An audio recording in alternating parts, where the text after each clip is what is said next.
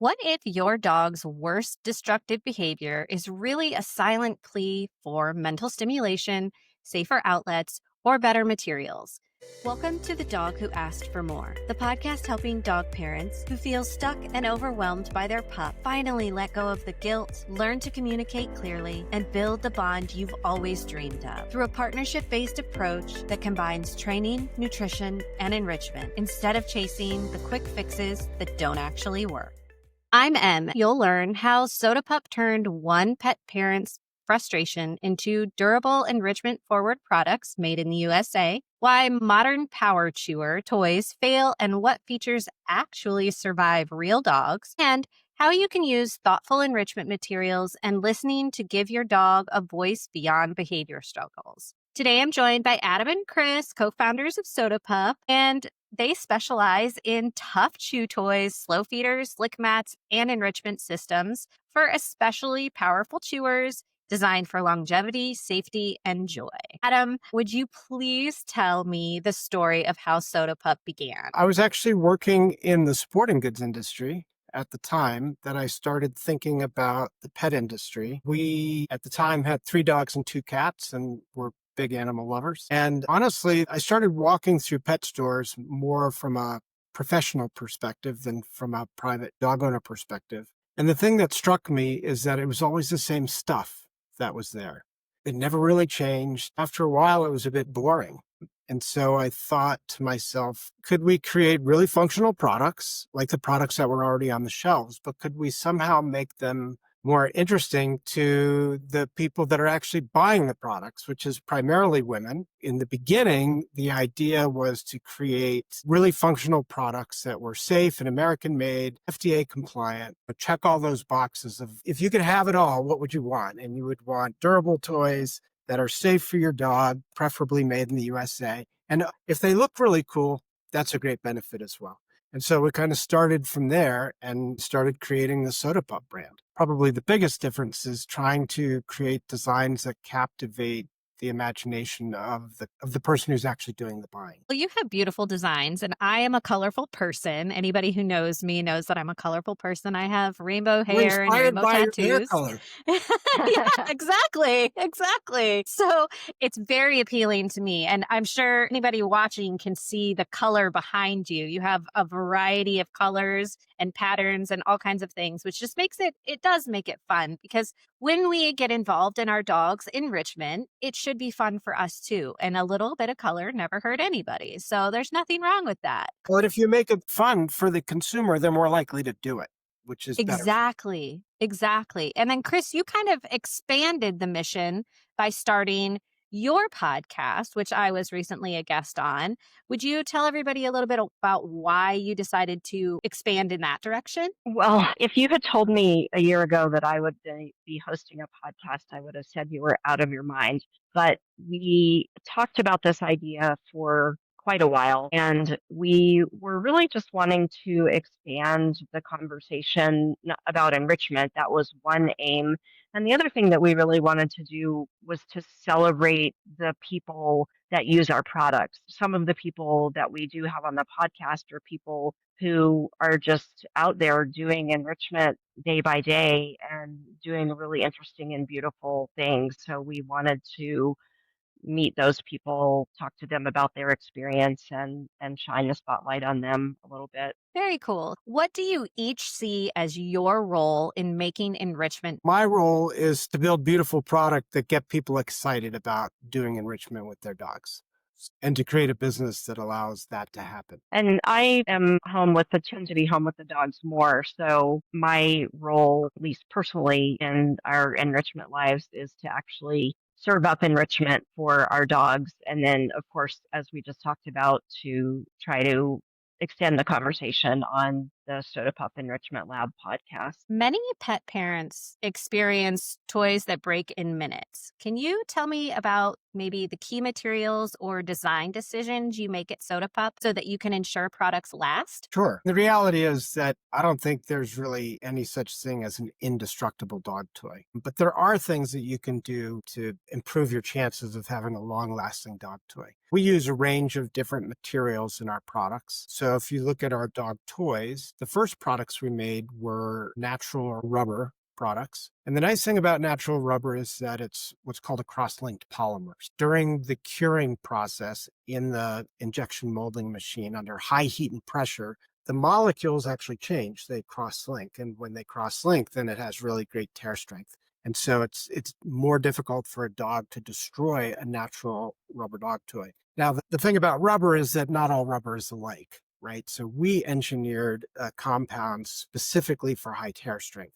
And what that means is we have very few fillers in the material.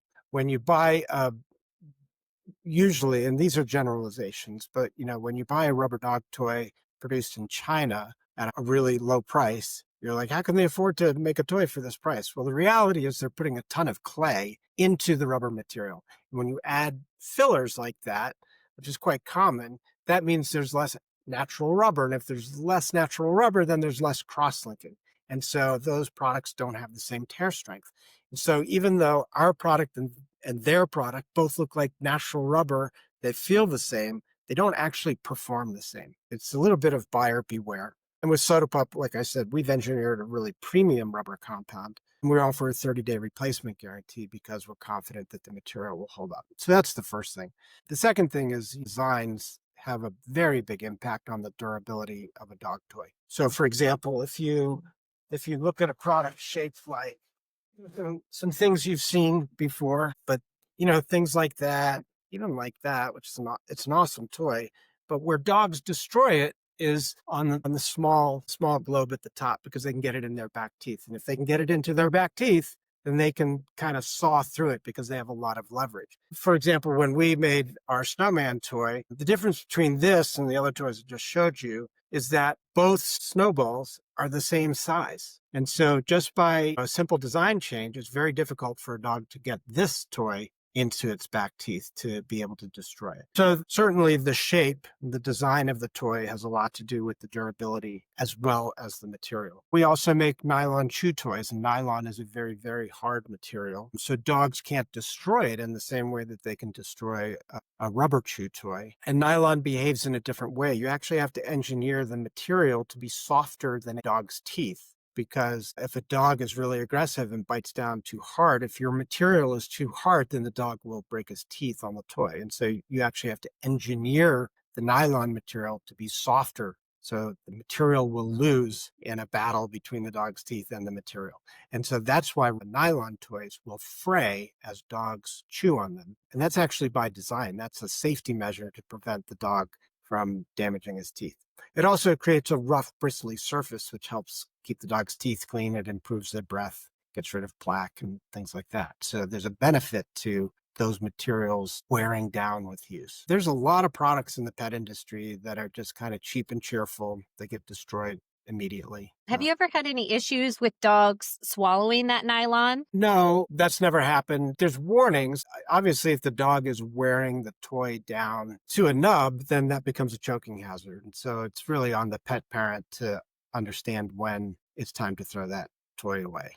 Although with most dogs, if you look at the way that they chew a bone shape, a nylon bone, most dogs will just chew on the knuckles. And when they're done with the knuckles, they're not really interested in the shaft on the toy. So we actually designed a product. This is a nylon toy called the Honey Bone, and we actually designed this partly with enrichment capabilities so that you could put food in the groove.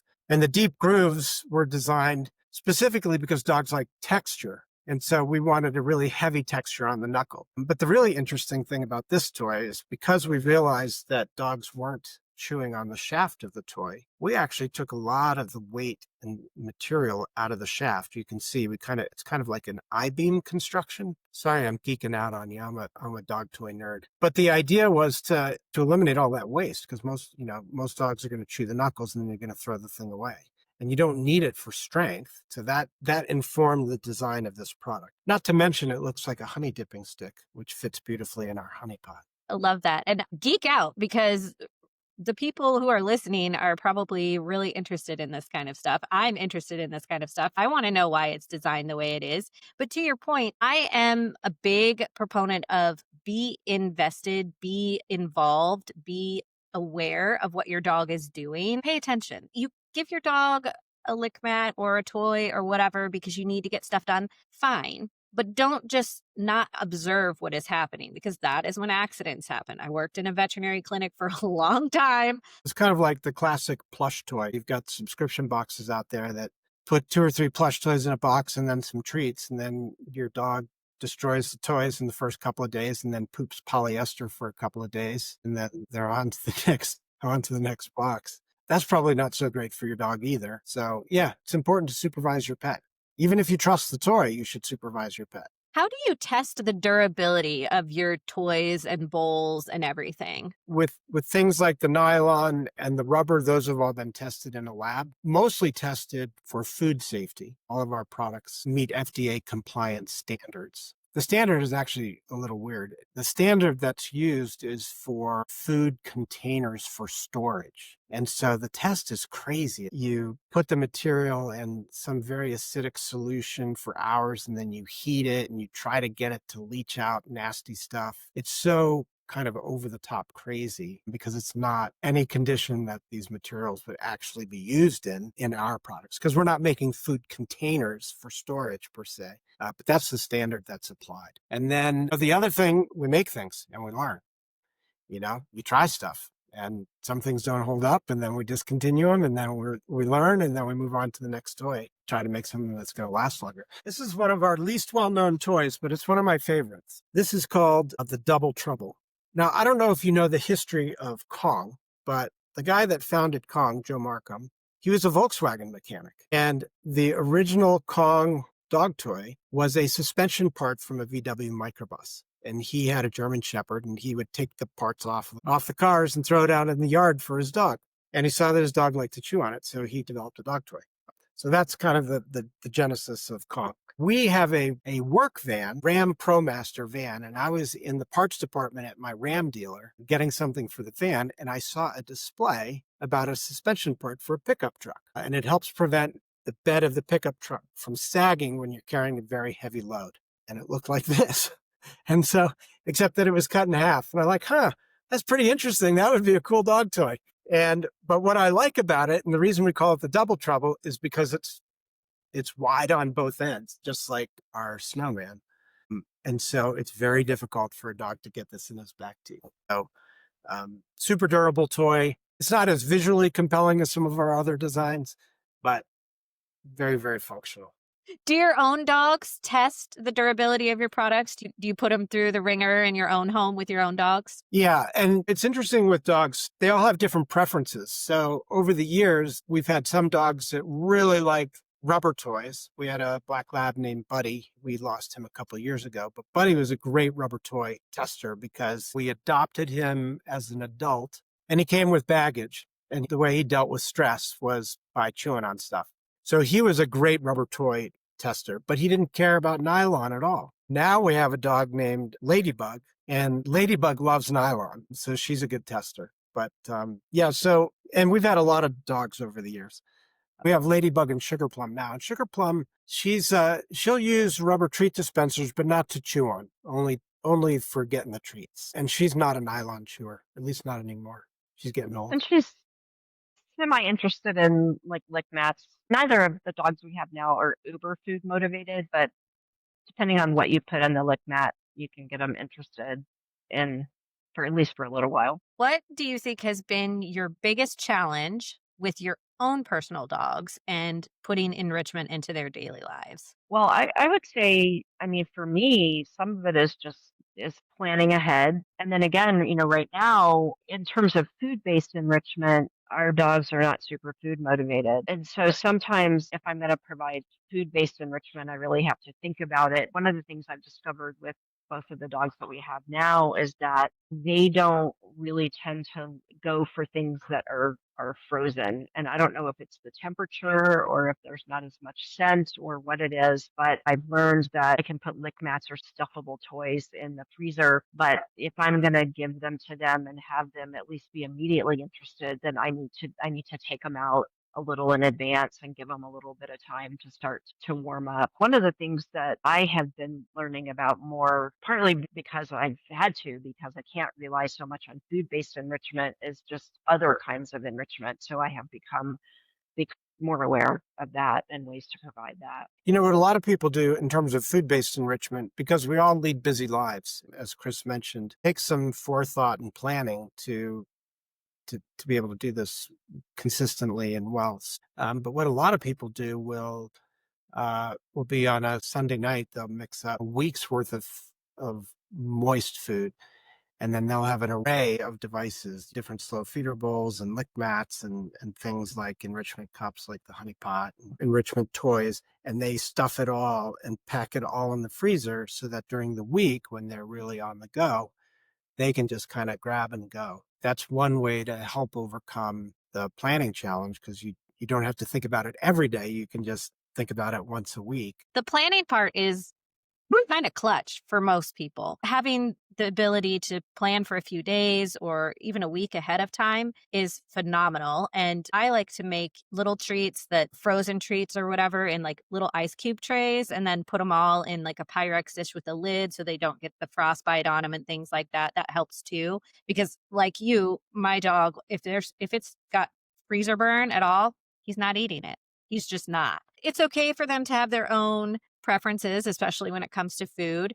And I think a lot of people struggle with the picky eater thing. I did for years and years and years, but it really, I think, just comes down to experimentation, like you said, figuring out what they like and then being conscious of that and mixing it up for them. Because if I had to eat the same thing every single day, I would be so bored and so mad, especially if it was kibble. Like, gross, bland, boring, yuck. So I Right. really do feel like enrichment is one of those things where it gives us a moment to give our dogs something extra, and we should absolutely take advantage of that. With our dogs, mixing it up makes, I think, a big difference for them. Yeah. Makes it harder for them to go back to the basics. They get a little spoiled when you start giving them freeze-dried chicken and all the other goodies that are out there now. Yeah.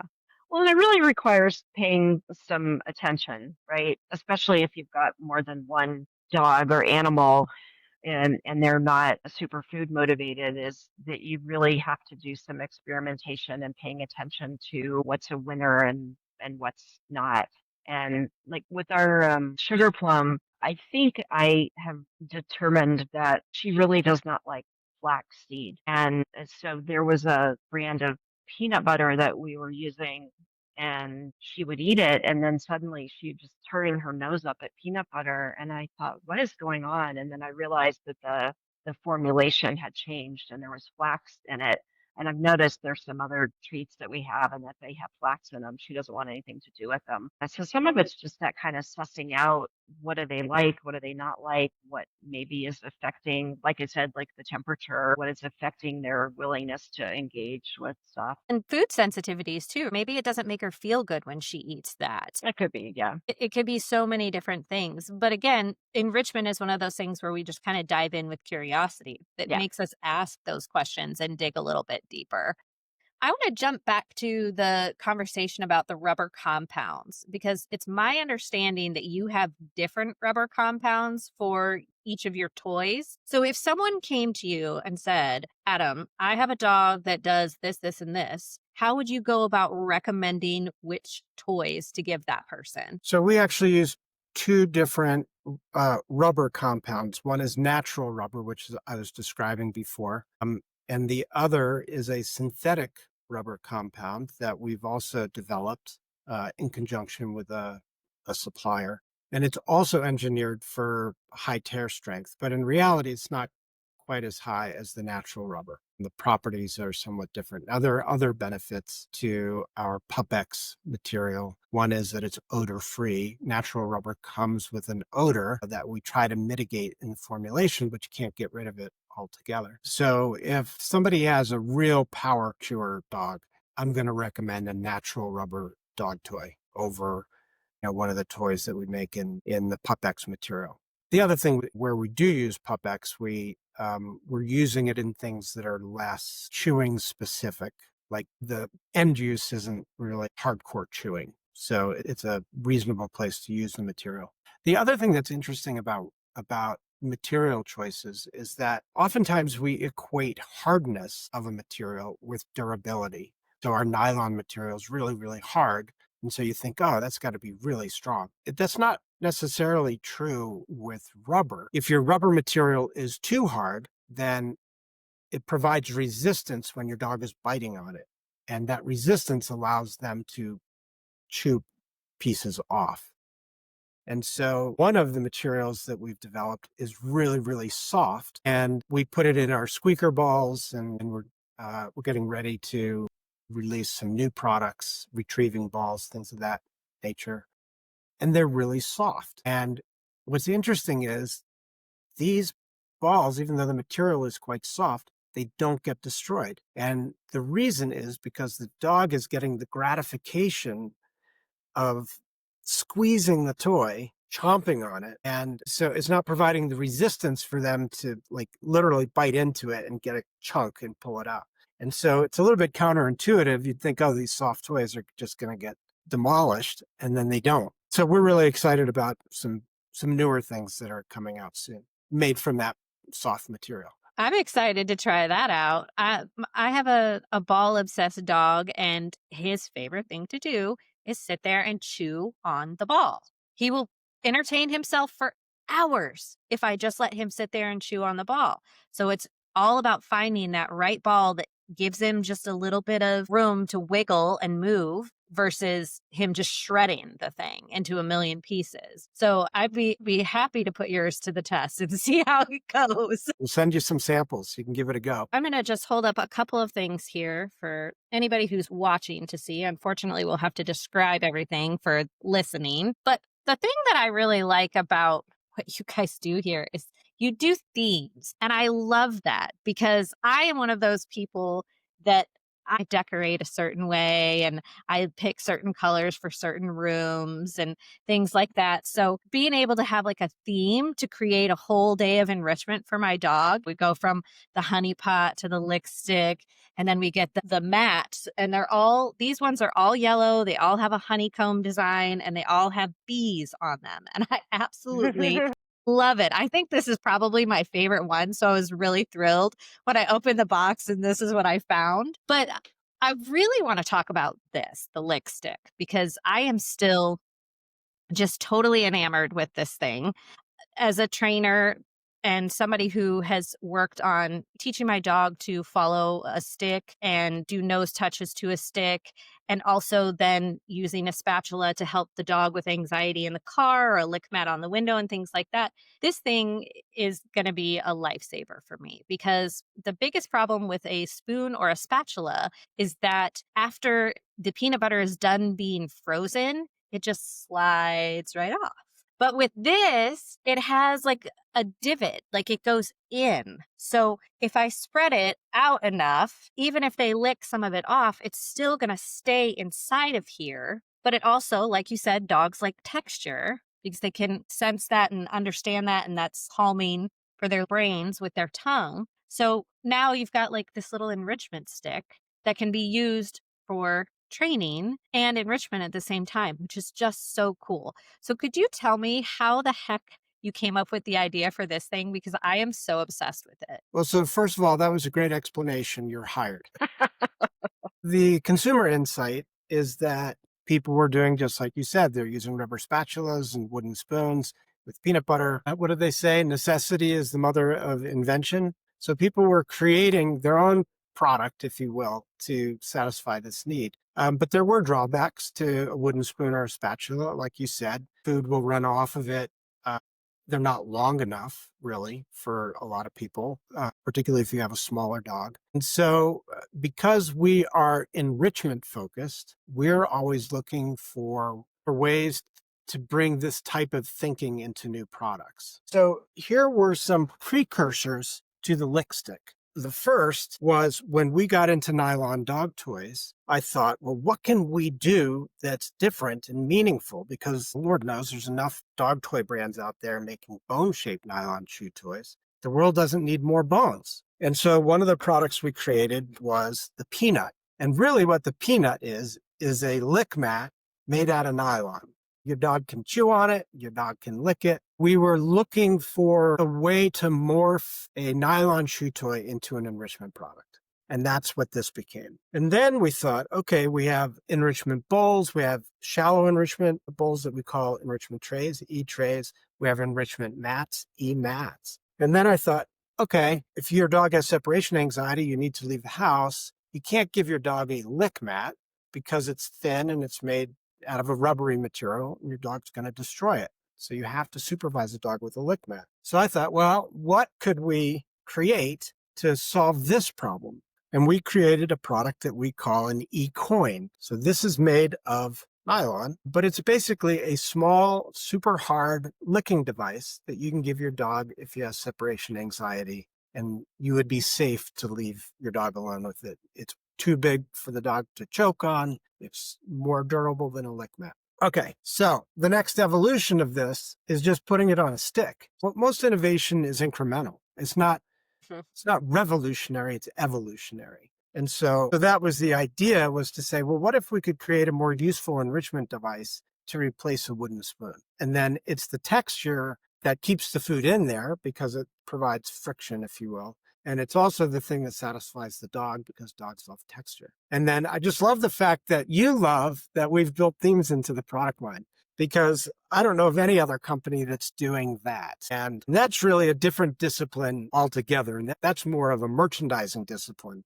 to say, if we create a bowl and a lick mat and a lick stick and a rubber treat dispenser and an enrichment cup, and what if we weave it all together over time? And of course, we didn't build all these products at the same time. We've built them over years. And so oftentimes I will go back and say, okay, if we're going to create this new device, how can we tie it into something else that we're doing? Ultimately, merchandising is storytelling. We want to tell a story. And we're trying to get consumers to fall in love with soda pop, not necessarily with any one product, but with everything that we do and why we do it and how we do it.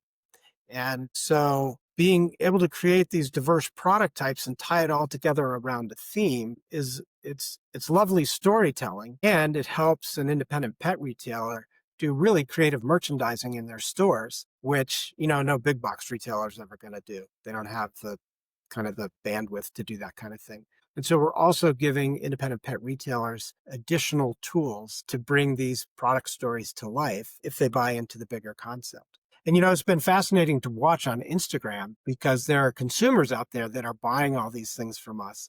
And then they're doing this incredible imagery, and they're doing the merchandising in the images that they're posting, which is so gratifying for us to see that people are paying attention to what we're doing. And it's a matching set. People get collars and leashes and harnesses that match, and then their treat bag needs to match, and then maybe their own purse or rain jacket needs to match. And then the next thing you know is you see this lady walking down the street and everything is purple floral, and everybody knows that she's coming and who her dog is, because they've accessorized together. And that's literally what you're doing with this. Yeah, and we have lots of themes. We do have floral themes that work across the line as well.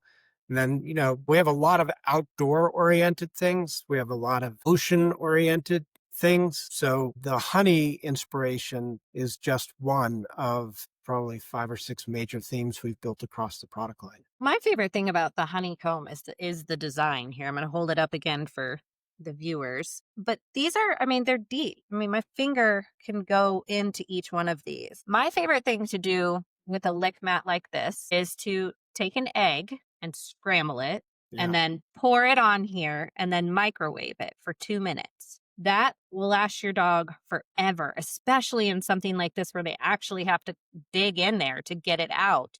And also, it's flexible. So if your dog bends it up to get it out, it's not going to damage it. And that, I think, is also something that's really important, because sometimes you get lick mats and they're too stiff, or they're not stiff enough, and then they just crack or tear apart. And that hasn't been the case with yours. We did our first lick mat in 2020, so not that long ago. And now we have 35 or so different lick mat SKUs. So we have done a lot with lick mats. I come from the sporting goods industry, specifically apparel and footwear. I tested a lot of lick mats before I designed one. And I really liked the idea, but I didn't like the products that I tested. I thought they were flimsy. I thought they didn't take my dog very long to lick clean. So I was like, how much enrichment is my dog really getting here? They warped in the dishwasher. There were a lot of things. And so it's like, okay, interesting idea, not thrilled with the execution. So that's where I started from. And my dog Buddy, who we mentioned earlier, Buddy was very food motivated and he could lick, competing product. He could lick that clean in under 5 minutes. And so I was like, okay, I got to create something really hard to take Buddy, 40, 45 minutes. So we set out to make more difficult lick mats. That was the first objective. And now if you look at our total range, we have a range of easy, moderate, and difficult lick mats. And we actually use a rating scale on our packaging to indicate how difficult the mat is. So you can match the food drive. If I give Ladybug a very difficult lick mat, she's going to lose interest. She just doesn't care that much about food. So we have to use easier products with her to keep her engaged. As an example, the first design we did was called the jigsaw. And it's literally a jigsaw pattern. And one of the things we noticed was people were decorating the jigsaw. So they're literally like mixing up yogurt with spirulina and other things for different colors. And they're essentially painting by numbers. And because the jigsaw design had all of these self-contained shapes, that's what allowed them to put different colors in each of the shapes. Whereas most lick mats up until then were things like nubs. If you put liquid in it, it would just spread throughout the mat. While with ours, if you put liquid in it, it would be held in that space. And so I thought, well, isn't that interesting? I didn't expect people to do this with a lick mat, to decorate it. It was fascinating to me. But of course, people were home during the pandemic and they're stuck and they're looking for things to do and they're getting dogs and treating their dogs like their children. They express love through food. That's how a lot of moms express love for their children. And so anyway, we recognized this decorating phenomenon. And it was also a social media phenomenon because it's not enough to decorate it. You got to take a picture of it and show everybody what you did. And so there's this performative element to it as well. And so I thought, okay, that's really interesting. What if we do more designs that also have that ability to decorate? And so we leaned heavily into that. And now, if you look at our lick mats, any of our shallow slow feeders, our deep slow feeder bowls, they all have that characteristic. And that has fed social media, and people have just been doing unbelievable, beautiful designs, which again, it was just that one insight is like, oh, what if we keep doing that and lean into that? What would people do? And so one of the most fun things for me to do is to create a new design for like a bowl and putting it out there and just waiting to see what people post on Instagram. People do some wild stuff with that. Well, they do. And one of the things that's been really interesting in terms of talking to our customers on the podcast is to find out the degree to which, for a lot of people, they love decorating and filling the bowls or the lick mats because they like giving really healthy food to their dog and a real variety of food. But I have also been really struck by the degree to which people have told me how therapeutic it is for them as a creative outlet, just personally for them. And so it serves this, for a lot of people, it serves this dual purpose. It's nurturing and taking good care of their pet, but it's also nurturing them, which I didn't expect. It's just a really cool combo. I have several friends who are really, really masters of decorating their bowls or lick mats for their dogs. I mean, to the point where they buy themed cookies and dried flowers, and they have all different colors of the spirulina. I mean, it's unbelievable to me, but it's so much fun to watch. And I mean, I get it. It's quite soothing. I understand why some people paint or do artistic things. It's probably the same kind of mental emotional release for us, like you said, that the dog is getting from having the benefit of the lick mat. So what a neat thing to accidentally stumble upon. Yeah. It's incredibly gratifying. When we started this business back in 2013, it was a hobby business in the basement. I wanted to see, first of all, if we could create something from nothing in an industry where I had no experience, no contacts, and literally create something from nothing. But the bigger question was, could I apply the principles that I learned earlier in my career in a different industry and apply those principles and get people to fall in love with a pet supply company, which is a little bit unheard of. I knew that we didn't want to behave like a traditional pet supply company. We wanted to behave more like a consumer products company, which is to say, to create beautiful objects of desire that consumers can have an emotional connection with. And so what's been so interesting is to kind of watch this unfold. And it's come about because we've paid attention to how people are responding and we're learning. And like I said, I mean, I've designed a lot of junk and it's not in the line anymore. You try things and you see what works and what doesn't. And you get rid of the stuff that doesn't, learn from the successes and the failures, and then keep iterating and take consumers on a journey through all these new products. And so it's been the whole kind of Instagram piece has just been wild for us. It is a crazy creative world out there, that is for sure. And it's an instant feedback loop. It's like a focus group in real time. I love that it does something positive for your business because social media, it can go one way or the other. So hearing a positive story about how social media has affected your business is really, it's heartwarming, and it gives me some hope for how it will be in the future for others. What's gratifying for me is that we're helping people in a way that I didn't anticipate. Like Chris said, for a lot of people, this is therapeutic. And if our designs inspire and help in that journey for that consumer, I mean, that's just a bonus, right? It's interesting. I feel like we're doing a duet. And you've created a community. And I love that you said full circle, because what I would love to do is I would love to add something to that full circle, because I think a lot of people misinterpret dog behavior. Dogs do things to communicate when their needs are not met. In your experience, how do owners misinterpret or miss those cues? And how can they use your products to help keep their dogs from behaving in ways that they don't want them to? A lot of the enrichment products and enrichment activities, it offers dogs the ability to engage in what are natural behaviors to them. And I think sometimes that people have the impression that, I don't know, maybe if you let your dog chew on something or you let your dog shred a cardboard box or something like that, that you are going to encourage your dog to chew on other things or to shred the couch cushions. But I think the opposite is actually the case. If you give them sanctioned ways to satisfy those behaviors, then they're not going to be eating your couch or licking a hole in the rug when they're anxious. So a lot of providing food-based enrichment, which is what our products do, and also provide for chewing outlets to behavior. It provides dogs outlets for things that they really need and things that they normally do. So we're actually helping them by giving them those opportunities. Absolutely. And I think that that is probably where a lot of people get lost. Enrichment is not a bonus, it's not extra. It is something that should be given every single day, every single day. So, we're adding a new segment to the show, and it's called Brain Boost. This is for enrichment episodes. And what I would love is if you could give a simple enrichment idea with or without your products to help a listener help their dog release stress, feel safe, and engage their brain in meaningful ways. Sure.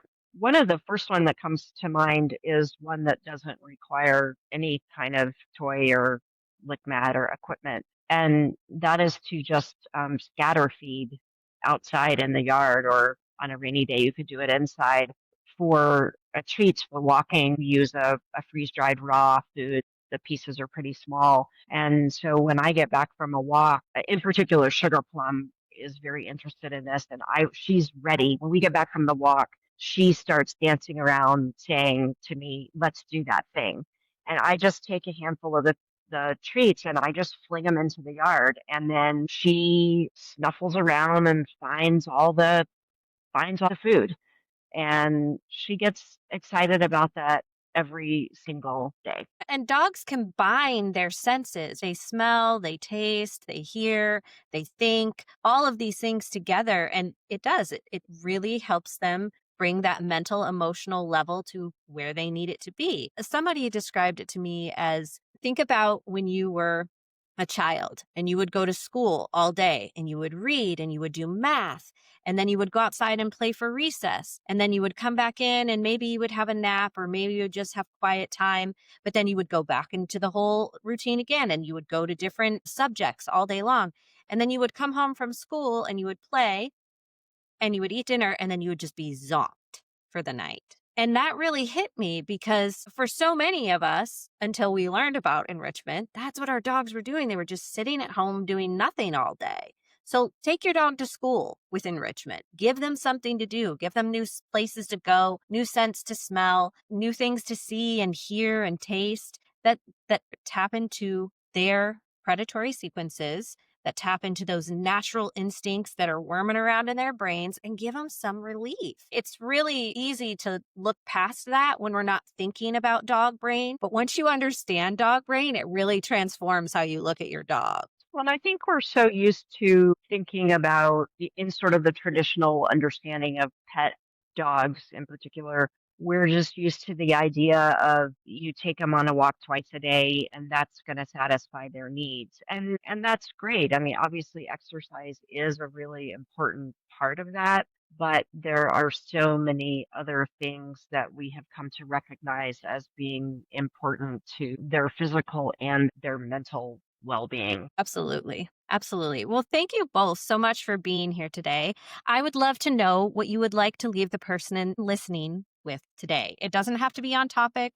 It can just be something straight from your heart, or it can be telling them to shop your products. And I, would love for you to try our products, but I will also say on the other end of that is that in order to do enrichment with your dog, you don't have to invest in a lot, or there are many, many ways that you can do it without investing in anything, or with things that you have around the house or at really low cost. And so I would just encourage people to educate themselves and then to not be afraid to experiment, and that it doesn't have to be perfect and beautiful unless you want to make it beautiful. It'll, your dog will love it either way. And if it makes you feel great to make it beautiful, do that too. We have covered a lot today, from why durability matters to how enrichment gives your dog an outlet for energy and prevent problem behaviors. But most importantly, we've seen that enrichment isn't about spoiling your dog. It's about giving them what they're really asking for. So remember,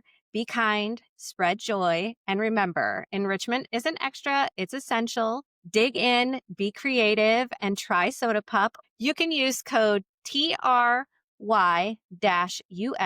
try-us, for 20% off your first purchase with Soda Pup.